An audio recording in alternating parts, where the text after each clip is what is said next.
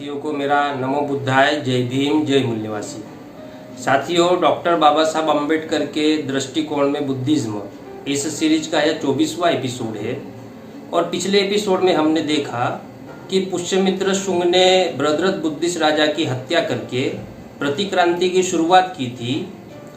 तो इस प्रतिक्रांति के बाद ब्राह्मणों ने अपने वर्ण और जाति पर आधारित व्यवस्था को प्रस्थापित करने के लिए क्या किया और कैसे किया, इन बातों को हम आज के इस वीडियो में जानने का प्रयास करेंगे। यदि आपने इस चैनल को सब्सक्राइब नहीं किया है तो नीचे लाल कलर की बटन पर क्लिक करके चैनल को सब्सक्राइब कर दीजिए।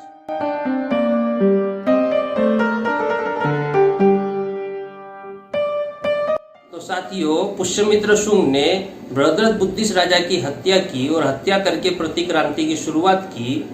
लेकिन इस हत्या के बाद में ब्राह्मणों के सामने एक बड़ा संकट खड़ा हो गया कि अगर हमें अपनी खोई हुई पद प्रतिष्ठा और मान सम्मान प्राप्त करना है तो हमें फिर से वर्ण और जाति पर आधारित व्यवस्था का निर्माण करना होगा।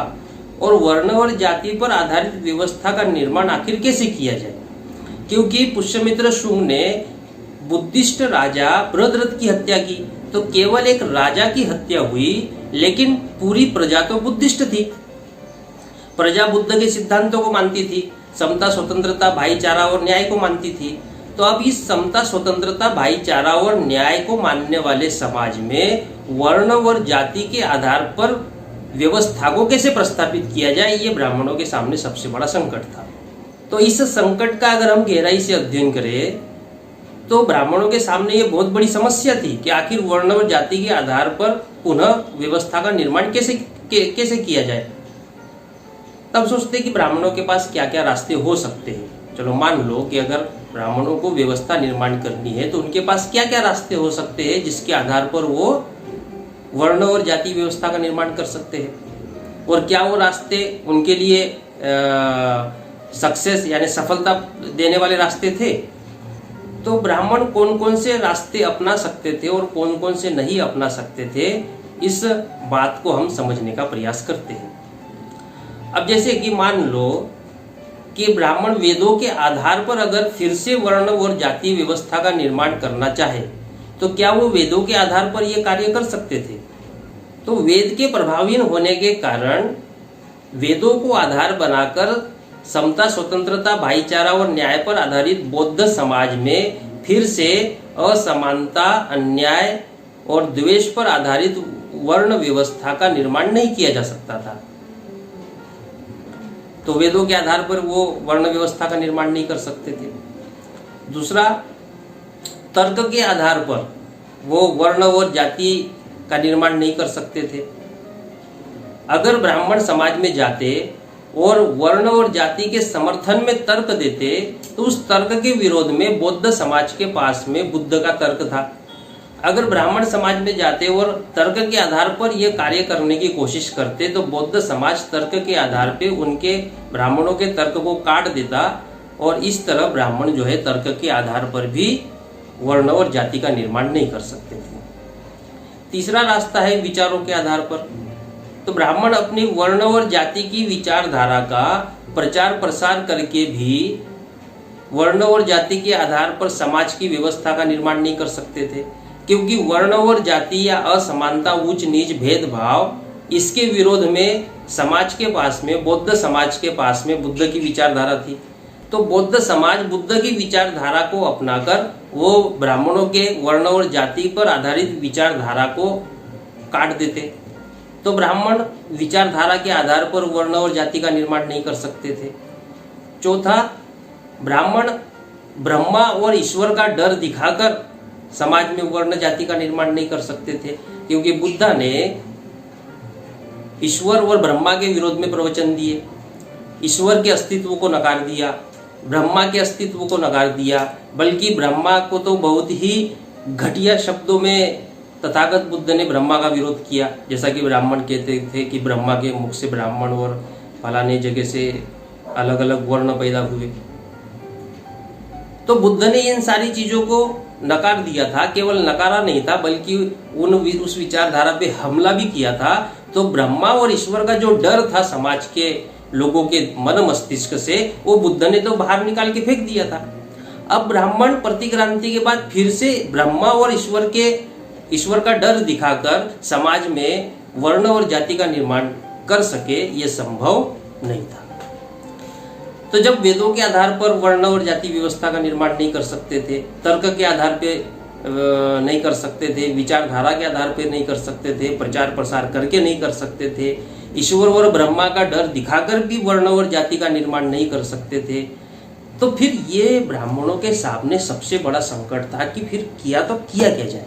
और अगर वर्ण व्यवस्था और जाति व्यवस्था का निर्माण नहीं किया जाता है तो ब्राह्मण सर्वश्रेष्ठ बना नहीं रहेगा, व्यवस्था के ऊपर ब्राह्मणों का कब्जा नहीं होगा। तो ब्राह्मणों की मजबूरी थी कि वर्ण और जाति पर आधारित व्यवस्था को बनाना ही होगा।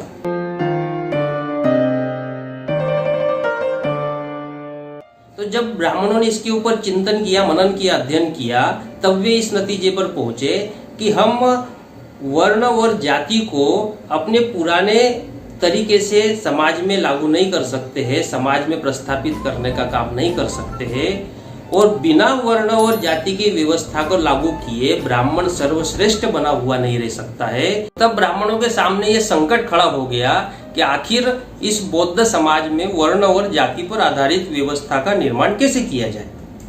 तो ऐसी परिस्थिति में व्यवस्था निर्माण करने वालों के पास में दो रास्ते होते हैं। पहला रास्ता है कि जिस समाज को गुलाम बनाना चाहते हैं या हम जिस व्यवस्था को प्रस्थापित करना चाहते हैं और आम जनता समाज उसके विरोध में है, तो उसके लिए दो रास्ते अपनाए जाते हैं।